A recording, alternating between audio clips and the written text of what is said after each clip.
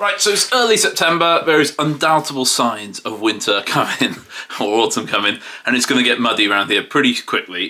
We're in a bit of a low-lying place, and it always gets muddy. So what I thought, I'd try and, as I get a bit older, bending down not so easy, I was going to make a Bootjack.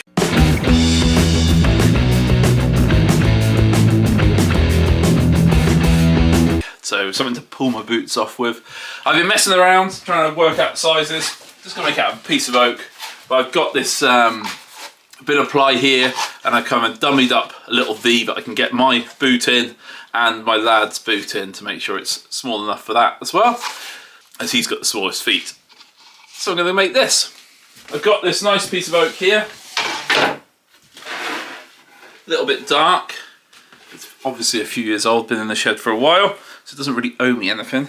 I'm gonna cut this up, and we're going to make ourselves a Bootjack. It's got this horrible bit of a knot in there. I'm going to get rid of that. Hopefully it'll make the whole thing. I was thinking that we'd house in the piece that kind of lets it rock, and maybe we'll route in some grooves as a bit of a grip for your foot as well, if I've got a little triangle router bit. I'm not buying a bit for it.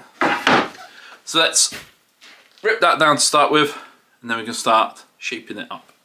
Right, first thing is I'm going to cross cut it to width. No, it's not. First thing is I'm going to cross cut it to length. Just because that's quite a nice piece of wood that can be left. I know it's got that knot on the back, but maybe I can use it to carve a plaque or something for someone at some point. So trying to think about usability of the rest of the timber, whereas if I rip it down, I've kind of made everything smaller. So we'll cut that down to start with.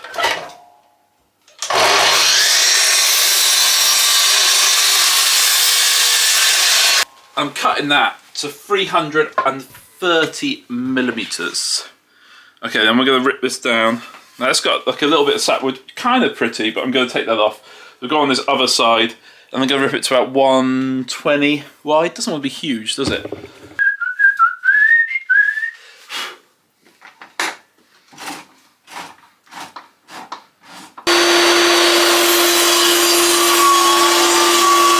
So what I was thinking, make it easy. Ooh, we got nice. Okay, we'll go 51mm. Sawtooth bit. And we're gonna drill a hole in there that we can then connect up with the bandsaw. That's what I'm thinking. These bits are not incredible. They were a selection pack from Screwfix. Gives you lots of sizes. None of them very great on the way they cut, but kind of, it's all right. Especially with my new pillar drill, things are a bit faster. No way could I attempt this with the old one. So we're going to go to about 80mm wide, which will be 40 either side, so we can mark that up as well. Edge, come in 25.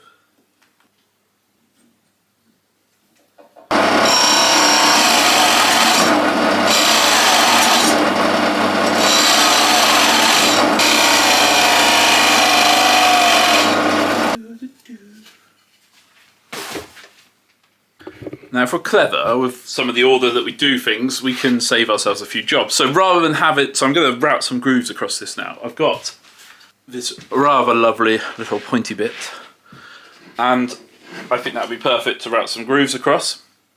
Now if I was to cut this to shape first, what I'm going to get is tear out on every end of the cut that I do. If I cut it after I've done the grooves, I'm not going to get the tear out. It's also square now, and it's not going to be square if I taper it. So it's far easier to do something off square than having to set an angle each time. So I think we're better off now to put the grooves in. It just makes sense what we could use. What should we use? So we've got the router. We'll use the little cordless router. Now obviously we could use a table router table. But I haven't got one we could adjust the fence very easily yet. That's another project coming. What I'm thinking is, we'll do it with this router. I have got a base, rather brilliant base made by FC Tools, this aluminium base, which goes onto a guide rail. And so what I'll do is I'll set it and we'll just move it each time to make a new groove. Bit of a pain to have to move it. It's not the end of the world, is it? And that should do it really nicely.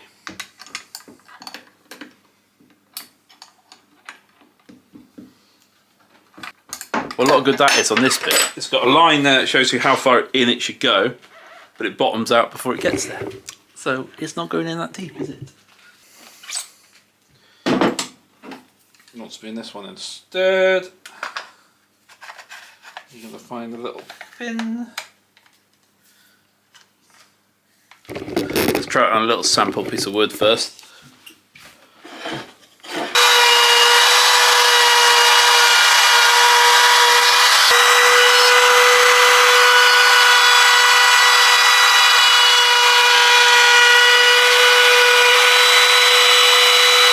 Right, it's done one groove. One! And I'm going to move it so that the groove finishes. Oops. But the other one starts. Try not to move the bottom piece of wood. And then hopefully gives us a nice even. It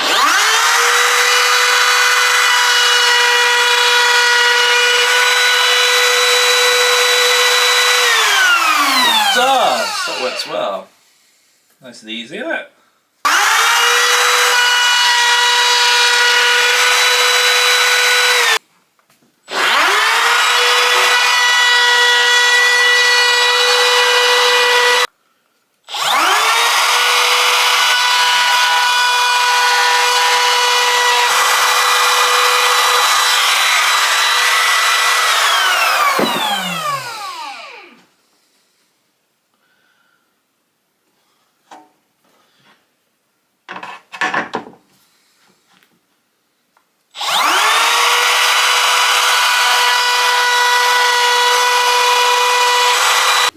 Okay, now we've made that little ridgy thing, a bit like a washboard.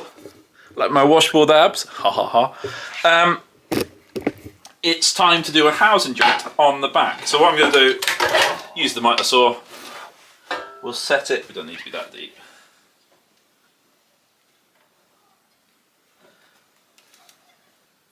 We'll set it about that deep, so it's about 10mm deep.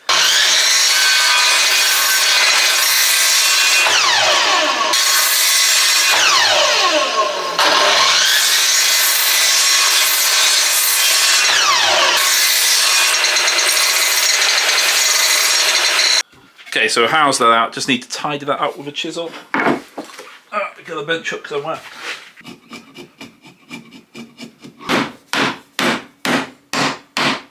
Now we need to do some shaping. So cut the V groove. That is tight in there, isn't it?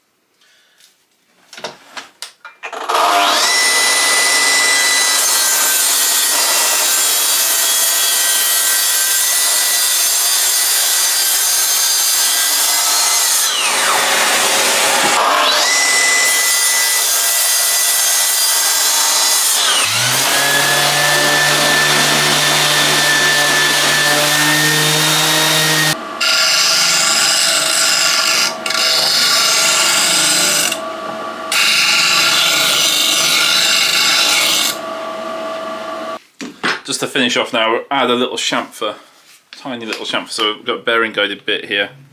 We don't need much of a chamfer. Knock the arris off it. We'll try it on a bit of scrap first.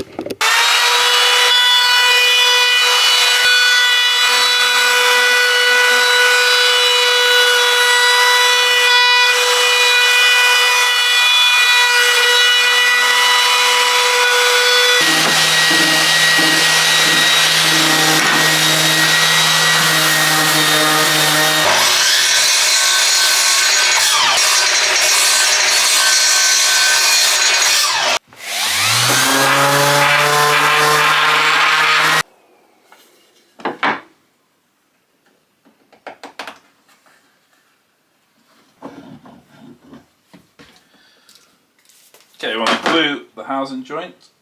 Now it's been cut to fit.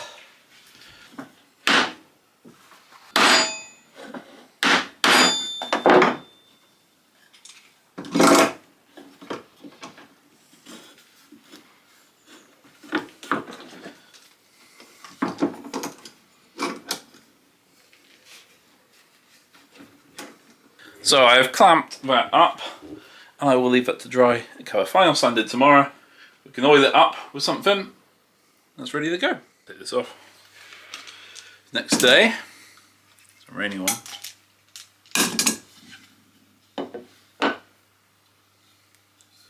Just sand up the sides now, flush it up.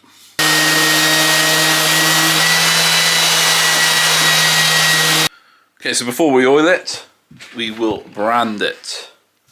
Always for me an essential part of a project. That's not gonna work.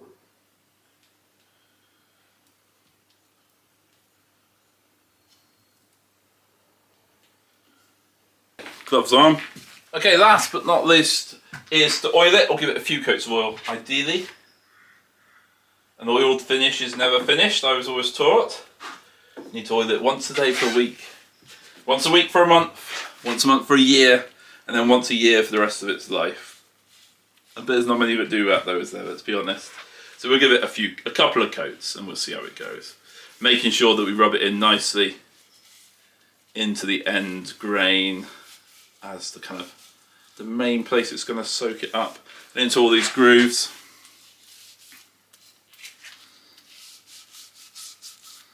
There's lots of ways of applying oil, but I just save up my old t-shirts and stuff and use those cotton ones. Really fine finish, go for like a lint-free cloth, but this will be fine. I've got some breadboards I'm going to do while I've got these gloves on.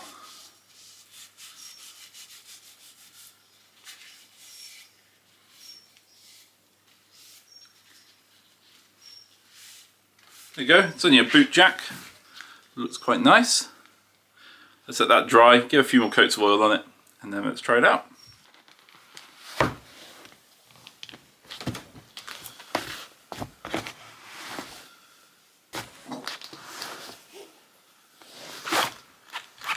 So there we go, really simple project, made with a nice piece of wood and really useful to go in the house. Dead easy to make, shouldn't take you long. I quite like the little grooves in there with the little router bits, quite easy to do. But yeah, hopefully you've enjoyed this and I'll see you next time.